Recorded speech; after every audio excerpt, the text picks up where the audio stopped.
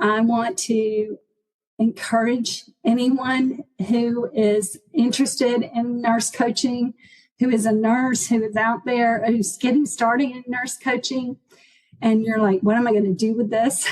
No matter where you're working, no matter where you are, you can use these skills in your own life. When I sat for the certification exam, Nicole, the majority of the questions are on self-care. You have to put the oxygen on yourself and take care of yourself first before you can take care of others. Welcome, everyone, to the Integrative Nurse Coaches in Action podcast. My name is Nicole Viano. I am your host, and I'm also a board-certified integrative nurse coach. And today I'm coming to you all the way from the White Mountains in Arizona. I'm trying to get out of the heat because right now it's summer in Tucson, Arizona, and temperatures are in the 110s and it's hot. So I'm in the mountains this week and I'm excited to be there. So today we have a guest who is writing her first book. She's semi-retired. She's going back to school to get her doctorate in whole health leadership. And she has been a nurse for many years, over 30 years. And I wanted to have her on the podcast because I've known her for many years. And at the Integrative Nurse Coach Symposium in Miami, we connected and reconnected there. And it just makes sense to have her on the podcast today. So we welcome Linda Coogan, AKA Nurse Linda K. Welcome, Linda. Hi. How are you? It's good to be here. It's great to be here with you. And I know it's hot where you're at too. Oh, yes. I'm in Alabama and it's hitting the 100 degrees now as well here. So good for you for being in the mountains. Yeah. Yes, it's nice in the mountains. So we love to take a little trip down history lane and learn a little bit about you, Linda, about your history and why you even discovered or why you decided to become a nurse. Oh, yeah, absolutely. Well, I actually decided to become a nurse back in the 1980s. I just a little further back in my history, I was the first person in my family history on both my mom's and my dad's side to graduate from high school, much less go to college. And my dad, he was an inspiration for me and really inspiring me to go forward. And when I graduated from high school back in the 70s, he was like, well, you either need to learn to type or be a teacher because that's the only thing that women can do, or be a nurse. And I wasn't sure what I was going to do at that point in time, but I knew that I was going to go back to college. And I got married at a very young age. I was actually 18 right out of high school. Got married, and my first husband, the father of my two sons, he developed juvenile onset diabetes. And I was like, you know what? I want to know how the body works and what we can do for him and how to take care of him. So that's when I decided I was going to go to nursing school. I really wanted to be a doctor, but I was like, I tell people we were so poor that we were po. We couldn't afford the letter R. My dad was he was a police officer for the city of Birmingham, and my mom was a stay-at-home mom with 7 kids. So, I just didn't think that was something that was capable. I was able to do something like that, but I could go to nursing school, and I even was going to go to like a 2-year college to get my degree. And the supervisor there, counselor, she said, no, because I graduated from high school in my honor society. She said, you need to go. UAB is right here, University of Alabama, Birmingham, right here in town. this is where I grew up, and you need to go there. We're going to apply there. You're going to go there. And so that's what I did.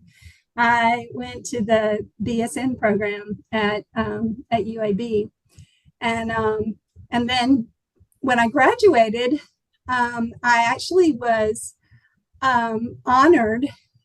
Me and 12 other nurses were chosen to help staff at the UAB hospital, University Hospital here that's connected with UAB, to staff a unit, a cardiac care unit that was then doing a new thing called stents, cardiac stents. They had just started doing angioplasties, and they were starting to do stents, and they had some studies and that sort of thing. And they took 12 of us, chose 12 of us to go into that program and staff that unit. And they put us through training. We were from some of the best. It was a great opportunity. So I started out as a cardiac intensive care nurse in the program, and absolutely loved it. Before I graduated, I thought I wanted to, because I love kids, I wanted to be a pediatric nurse, I thought, until I did my clinicals. And kids were dying, and I was like, I just can't handle that. So that's when I started looking at, I wasn't really sure where I was going to go, just general nursing practice. And then I was excited to be a part of this program. So early on in my career, when I was working in the cardiac intensive care unit, there were a couple of nurses. We made some mistakes that now nurses, they're part of the patient safety standards and goals that we have, that you don't do them. But whenever a mistake was made, it was like, I can remember a doctor coming down on me. You harmed that patient with what you did. And it was my nurse manager, who was amazing, that came to my rescue. I literally got in the corner of the room in a ball and was like, I can't do this. If I'm going to harm patients' lives with a little tiny mistake that I made, maybe this is not for me. And she really encouraged me, and she made that doctor come back and apologize to me for the way that he had treated me. But that experience, and the experience that a lot of the other nurses that were working with me went through, grew me to become more interested in quality and patient safety. So I went into nurse leadership and healthcare quality, and did my studies, began studying on how we could get to the root cause of issues and improve the quality and safety in healthcare. So we moved to a small town called Clanton, Alabama, and I had been married for like 9 years, and my husband and I were trying to have children, and we went through infertility. And I had my two boys, Matthew, which means a gift from God, because he was my gift from God. And then Joshua came 2 years later. And we moved to the small town with the two boys, and I got a job as the chief nursing officer at a little small hospital, and the small hospitals, you wear a ton of hats. So I was like the person responsible for quality, infection control, patients, even the medical records department, and case management. We were doing case management before there was such a thing, with the social worker and the nurses in this small hospital. And that was in the 90s that I was there, and I learned everything about running a hospital, because you I did everything, including turning over bedrooms. Everybody does everything in the smaller hospitals. And we had a Joint Commission survey, and I was responsible for infection control at that time. And the Joint Commission surveyor said to me, "You don't know what you're doing, do you?" And I started crying. I was like, "No, I'm doing the best I can." And I said to myself, one day I'm going to be a Joint Commission surveyor, and I am going to treat the nurses better than this, and I'm going to go out there and I'm going to help improve the quality and safety, not to try and tell somebody what they were doing wrong. So I went to work in several other a couple of other hospitals in quality. I got more training. I became Lean Six Sigma certified and healthcare quality, and all of those things became very important. And then years later, I went through the divorce from my first husband, and he also later died in a car accident. That I married my now husband, and he brought a son to our marriage. And so we were raising three boys, teenagers at the same time. And when the boys got old enough, I went to work for the Joint Commission. I was a nurse surveyor with the Joint Commission for a few years, and absolutely loving it. I tell people, when I was going around with the surveyors, we were a true team. It's the first time that I had experienced a true team working together to improve the healthcare. The physician, the nurse, the administrator, the engineer, we were all on the same team, and we were working together.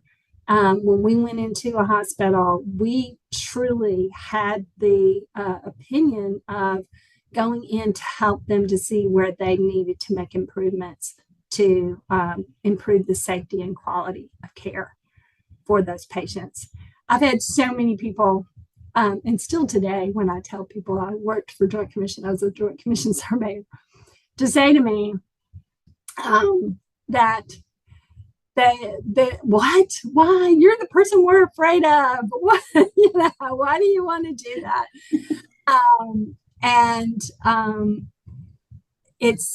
I tell them all the time, the majority of the people who are doing this, they're doing it because they want to make a difference in healthcare and improve the quality and safety of care that we're giving. You just need to look at it from that perspective. It's not going in to catch you doing something wrong, and right. It's really for that reason. Wow. So you've had such a vast history here, starting nursing school at a very young age. Exciting that you were part of a new generation for your family, that you could be the first one to graduate from a university, no less, and get your bachelor's of science in nursing at a young age, and had a wonderful life, really curious about how the body worked, especially when your husband was diagnosed with type 1 diabetes, and working through that, had some of the first experiences with stents, which is now something so like everybody knows about, but you were in a new realm. So I can imagine that would have set you up to make some errors, because it was a new avenue of nursing, right? A new way of doing things. And some of the experiences you had when those errors happened were not very kind, which made you then say, okay, now I want to help and support nurses and support hospitals in a way that is really elevating them instead of making them feel like they were less than. And so then you became a JACO a JCO. We're all like, oh my gosh, a surveyor. But then you took it to a different level, right? I mean, you took it to a level where, yes, we want to come in, we want to support these hospitals, we want to help elevate them, not make them feel less than. Right. Yes. Yes. And so along the way, you had a few children, and it sounds like you had more experiences. So what else has happened for you? Well, also, when I was serving as a quality director at one of the hospitals that I was working at, my boss, who was the chief operating officer for the health system, said, "You need to go get your master's degree in administration." He said, "Because you're really good at this." So I did go back to UAB and I got my master's degree in healthcare administration. And have really been able to utilize that. I utilize that with the surveyor as well. So in 2012, my Matthew, my oldest, had been out of college. The boys went to college. They went to University of Alabama, woohoo, and roll tide.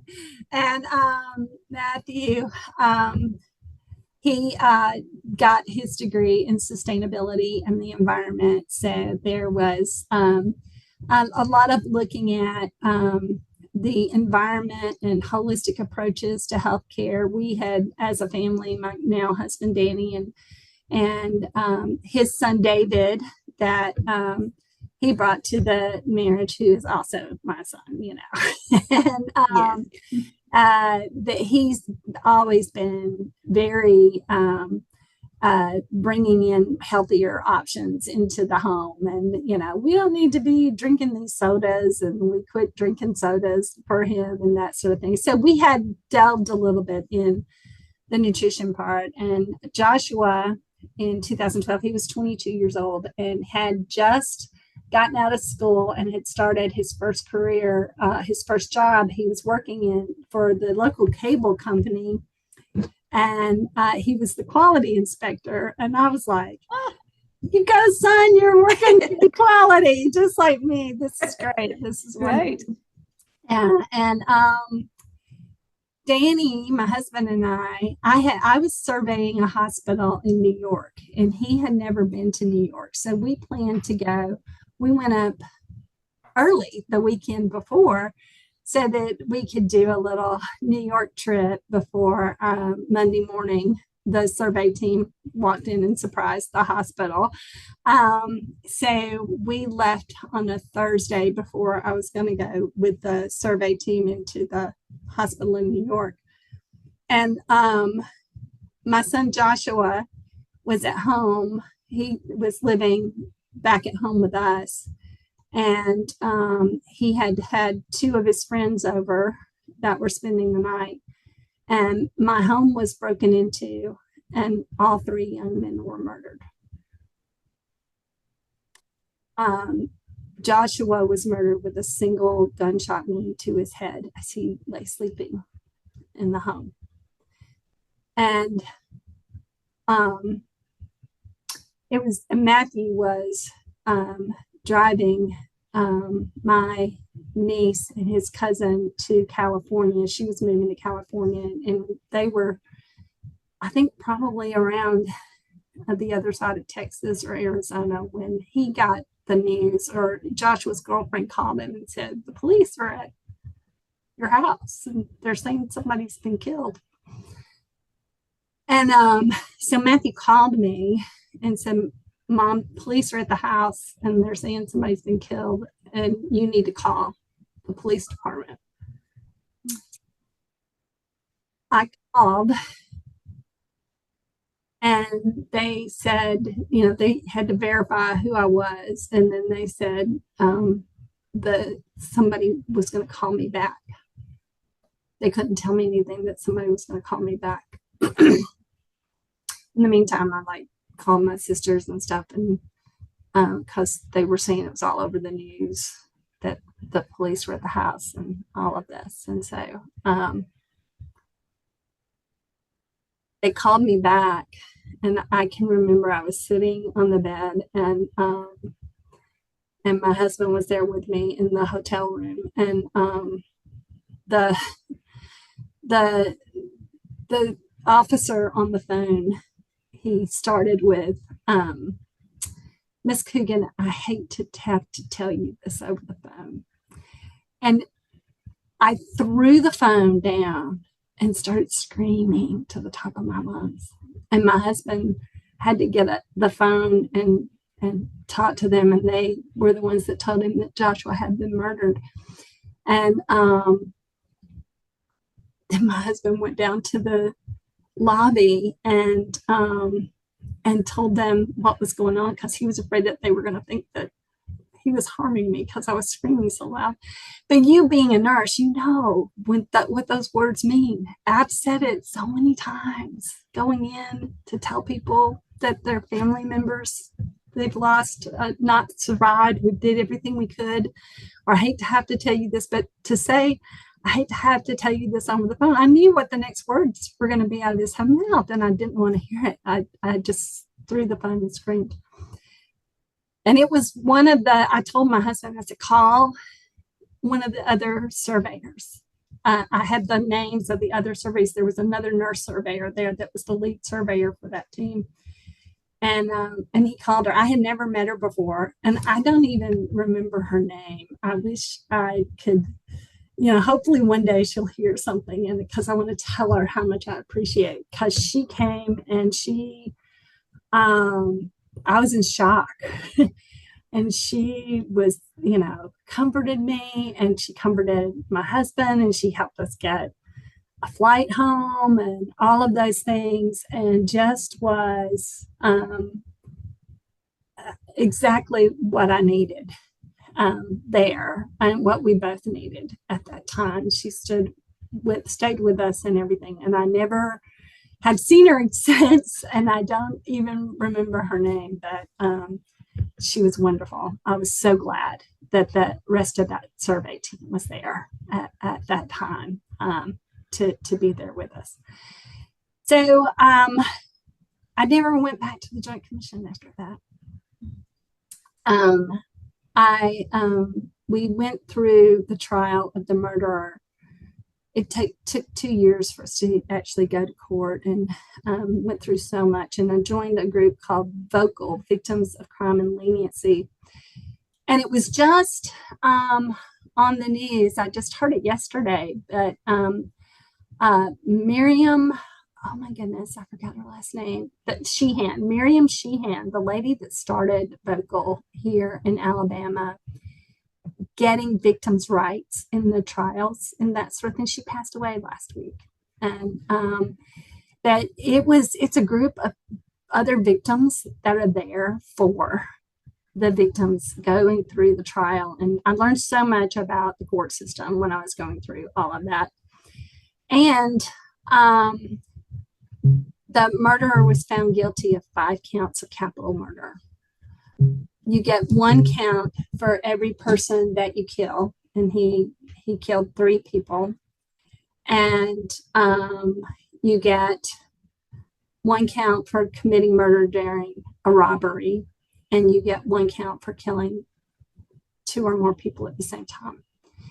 And he would have gotten the death penalty,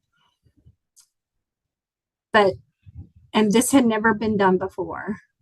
But we agreed to life without parole, and he gave up all rights to appeal. And we had learned that if he got the death penalty, it immediately would have gone to on appeals. And we would have been going back to trial again and again and again and again. And when he gave up his rights to appeal, and that he would never be able to get parole and life in prison, I just said, thank you, God. I am a woman of faith, and I have a very strong faith. And so we agreed to that. And I actually was able to tell the young man that did this, his mother actually, when he was bragging to a friend that he had killed some guys, she actually is the one that told the police. And I was like, I don't know what I would do if the tables were turned, if that was my son. So I actually was able to go up to her in the courtroom and say, thank you for doing the right thing. And she turned to me and said, thank you for sparing my son's life. So that was huge. It was huge. And that whole process was a life-changing event for all of us. And Matthew had become a teacher, and he taught a lot about organic farming and sustainability, and ways that taught troubled youth survival skills and that sort of thing.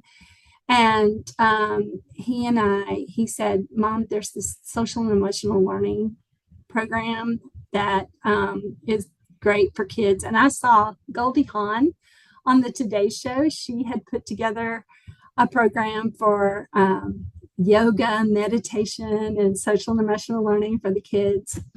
And so we started a nonprofit where we took the social and emotional learning into the schools, because we felt like if this person that did this, maybe if he had some of these skills, maybe, just maybe, he would not have made the decision to murder all three boys. So then we I just have to breathe for a minute. Yeah, I was just gonna say, Linda, can we take a pause for a moment for you, for Joshua, for all those who have lost someone. Yeah. Thank you for sharing your story too.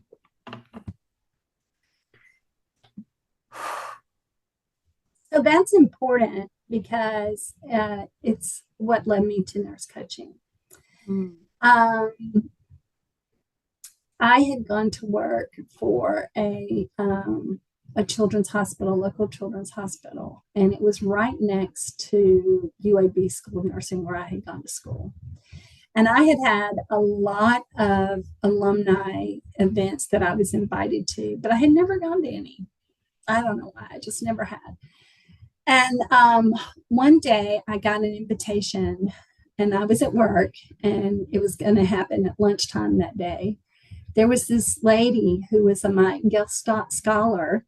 Her name was Barbara Dossie, and she was speaking at the UAB School of Nursing that day. And I thought, this sounds interesting. And she was talking about this program that they had put together for nurse coaches, nurse coaching, and what it was. And it was based off of Florence Nightingale's letters. And I was like, I want to hear more about this.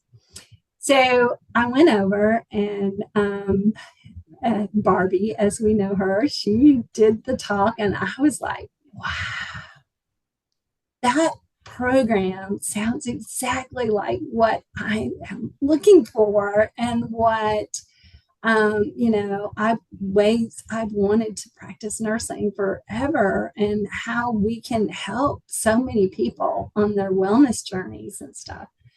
But there's no way I can afford that. And I was the next cohort was going to be in Union, Washington, which is in the upper northeast of the United States, and I'm in the lower southeast of the United States. So I just went home and looked into it, and was looking at all of these things. And I got a phone call from a friend who had gone through the master's program, Master's in Healthcare Administration program with me. And she had started a new job at a hospital system in Tacoma, Washington, which is about an hour from Union, which is where Harmony Hill is. And they needed someone to come in and help them get prepared for Joint Commission. And I had been away from Joint Commission for over 2 years, and you have to have been away for 2 years before you can consult with others. And she asked me to come up and do some consulting with them.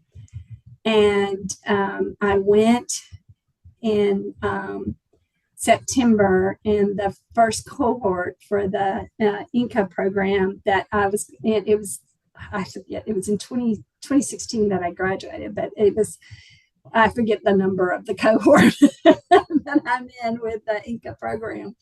But it was happening. They were meeting on site in September, and this was in June that she asked me to come, and we had planned for me to come up in September, and they were gonna pay for me to go out there and everything. And I was like, you know what? I think the good Lord is telling me I need to just sign up for this program, and then I'm going to figure out how I'm going to pay for it afterwards. And I did. And I went out and did a week of consulting with the hospital. And then I went to Harmony Hill, which was the most amazing experience of my life, and getting to know all of these other nurses that are like-minded, that have been seeking this same path that I have. I was just like, oh, this is beautiful. This is absolutely what I needed. It was beautiful.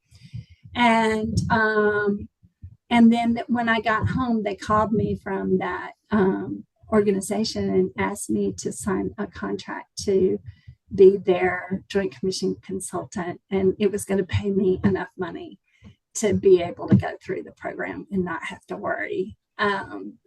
It just worked out perfectly. And so I was like, I know that's where I need to go. And oh my goodness, at the time that I started the program, I was on like 14 different medications. I was in and out of the hospital, with all of the stress and everything that had that had happened in my life.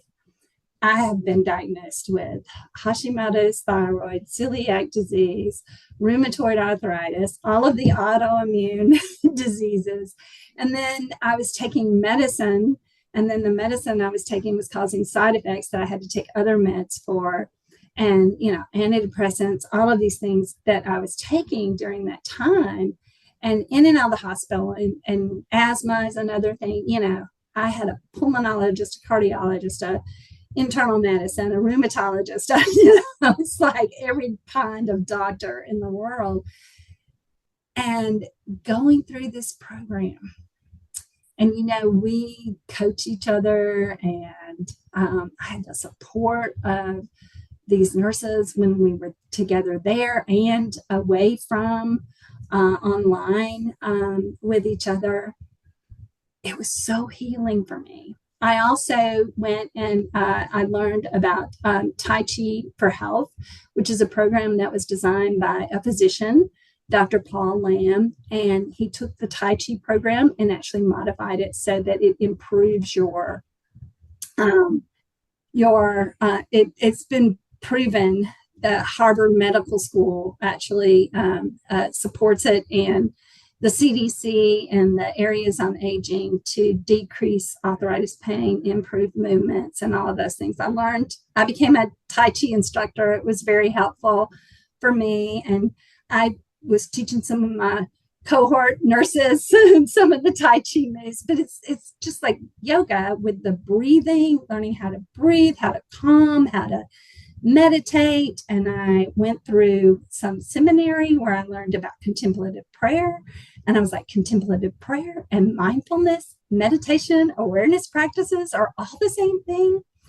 So here we are in 2024, and I don't take any meds at all. I've been taking my thyroid med, and I've been able to wean off a bit just recently, and I'm doing really well with that. So all of this is because of taking these lifestyle practices and integrative nurse coaching, and the more holistic approach to health, body, mind, spirit, all the dimensions of health, and taking them in and having the support of like-minded nurses and individuals through this. Now, 2 years ago, in 2021, Matthew, who had started the nonprofit and actually took the nonprofit and ran with it, and we were able to reach so many kids. I told him, like, I put my life savings and everything into this nonprofit, and so many kids were yeah, I said, if we could just get one kid to say that this made a difference. And when I was in Washington, in Tacoma, Matthew sent me a text with a letter from a 6th grade girl. And that letter said that she was actually thinking that her life was of no value. And she was thanking us for teaching her that she could do anything she wanted to and how valuable her life was. And I told Matthew, I said, that is worth $1 million, that one child writing that letter. When I got home, my desk was covered with letters from kids saying similar things. It's really the teachers, the children, and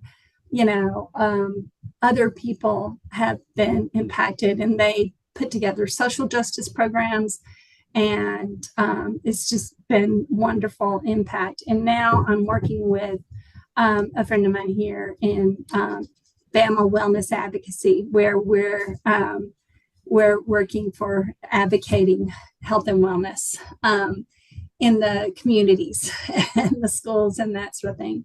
But 2 years ago, Matthew was in a car accident and he lost his life. He was 33 years old, and Matthew and Joshua are the 2 boys that I gave life to that came from my body. I still have David, my stepson, and he is married, and they have a granddaughter for me and my husband, Danny. But so my first husband actually had lost his leg from diabetes, and he had a reaction with the diabetes and had a car accident and died from that a few years back, and before Joshua was murdered.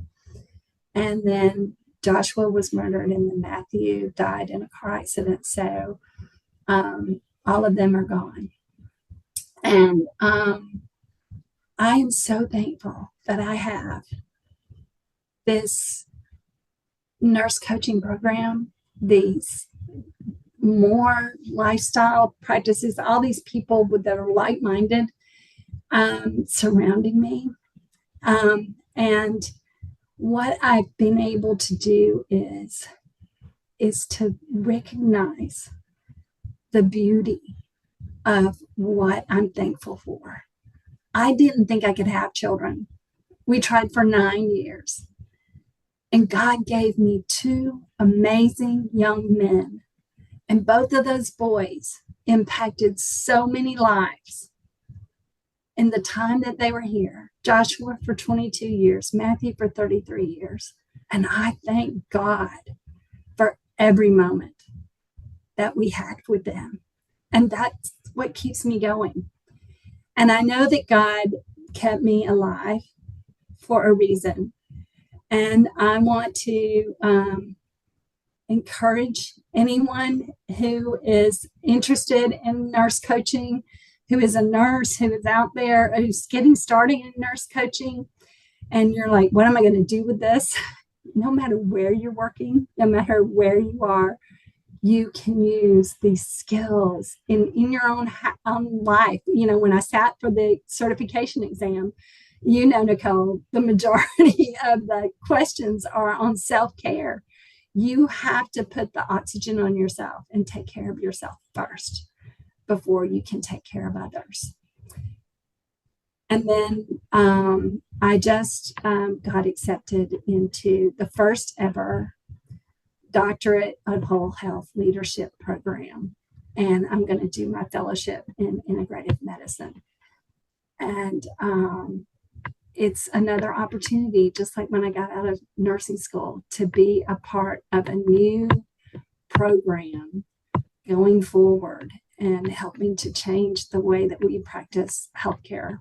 And I'm so excited to be a part of this and to be doing this in my latter years. I'm 63 years old. I'll be 65 when I get my doctorate. I am so excited to have this opportunity to do here. And I want to encourage all the nurses and nurse coaches out there to join. None of us can do it alone. Join these forces and let's do it together. I did want to say too, Nicole, I met recently a nurse who she and her friend who does some nutritional work. They were teaching a cooking class for a local farmer, and she was like, I'm looking for a way to take these more holistic practices and ways of health and teaching nutrition and that sort of thing.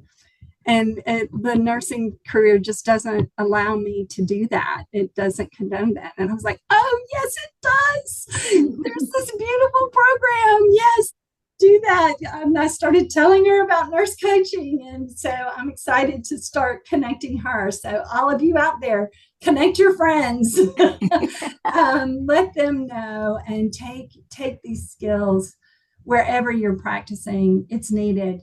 It's needed. Let's do this together. Let's go change the way we practice healthcare and wellness together.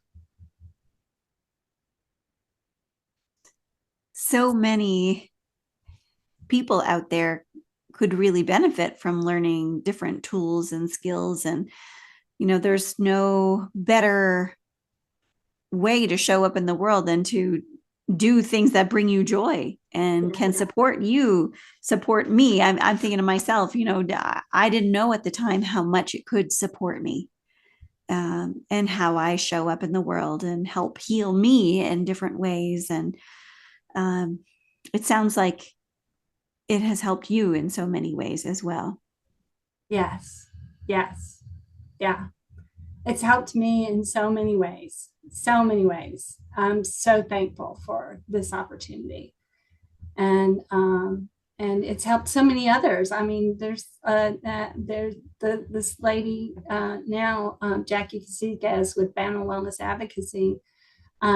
She actually had a heart attack and they coded her, and she was in corporate America, and she now runs a health food store and wants to reach out to communities and help them to learn how to be well. I'm actually wearing a shirt that says "Join the Wellness Movement." Yeah. And she is encouraging peer wellness groups in the schools, and the students want this. They love it. They love this opportunity to learn more healthy practices and then bring their peers along and to do it together. So it's a beautiful thing. Did you tell us the name of the nonprofit?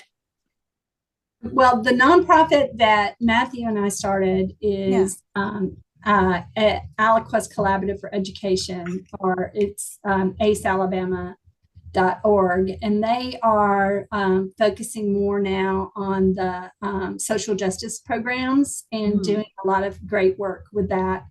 And Bama Wellness Advocacy is the nonprofit that I'm working with Jackie to drive this wellness movement going forward. So you're doing such great work out there, Linda. Such great work. Yeah, thank you. Thank you for that.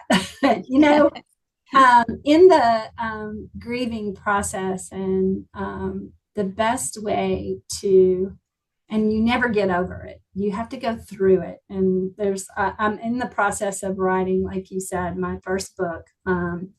And it'll be called The Impact Statement. It's about my impact statement. with Joshua, and that I'm also talking about the grief process and how Elizabeth Kubler-Ross's stages of grief don't go in a linear fashion. It's actually a slippery slope, that you slide back and forth on. But getting on that to that reinvesting in life part is something that it takes time to get to, and you are going to go back through all of those things, and grasping to what you can do, how you can help others is the best thing that you can do to get back out there. Why are you still here? That's my question. Why am I still here on this earth? And I got so much to give. And if I can give that back to others and help others, then that's how. And that's why this doctorate in whole health leadership and helping to lead that is so attractive to me as well. Yeah. And you said you'll be 65 when you graduate. We are never, ever, ever, ever too old to do things we want to do, ever. Right? That's right. That's right. That's right. Right. And I see that also age and wisdom. I mean, how much wisdom and all of the things that you've been through and shared with other people. I mean, all of that wisdom has come with you. And now you can, like you say, use that to help other people and invest in others and support others and uplift others. And that helps with your grieving process. Yes. It's that, that self-care thing, like the stewardess tells you have to put the oxygen on yourself first, because if you don't, both of you are going to die. But reaching out to help others is really kind of a selfish thing that I'm doing, because it's so healing for me. Yeah, it doesn't sound selfish to me. It's win-win. Everybody's winning, so it's all good. Yeah, there you go. It's win-win. Absolutely. Yes. So in our last few moments together, I love to ask a question, and my favorite question is what is on your heart? What is on your heart right now that you would like to share with our listeners? Oh, wow. Yeah. It's absolutely, we can make a difference, and we can, there's this movement to improve more wellness, more lifestyle approaches. And our body was designed to heal itself if we can only learn to listen to it, and to be able to go out there and help one another and make a difference. And no matter where you are, I know I said this before, but I really want to say this. If you're in the hospital, if you're in a physician's office, if your own practice, if you're a stay-at-home mom who has a nursing degree, or our father, or something in your church, or something in your community, or in your wherever you are, interacting with people and using these mindfulness awareness practices, bringing to your conscious awareness what is going on, you can make a difference every day. And so I just really want to encourage everyone to remember that, and not think that you have to build your own practice and you have to go out and do something special. Just everyday interactions with folks, and showing them, take care of yourself first. That they're going to see, just like with me coming up all these meds and everything, they're going to see that you're healthier, and how it's impacted you. And they're going to want to do the same, know what you did, how you got there, and being able to do that. Yes. So true. Yeah. When we're showing up differently, people want to know how did we do that? Yeah.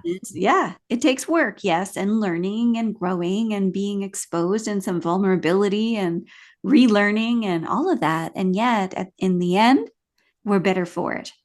Yes. Yes, yes. Well, so Linda, how can we find you when we're looking for you to connect? Yeah. So I have a website, nurselindak.com, and I'm just getting it rejuvenated and up and running. And then aliquest.net. Same thing with that. I'm working on those. But my email is L Coogan, Coogan, at Aliquest, ALAQUEST.net. And Aliquest is, we're from Alabama and we're on a quest. That's where Mm, from. I love that so much. Yes. Ah, well, thank you so much for being with us today and for sharing your heart with us and for sharing your life, some of your life stories with us and just welcoming us into your life.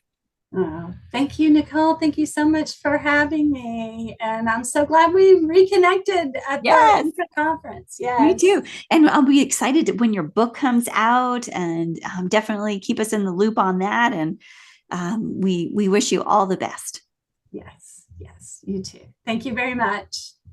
Have a beautiful day.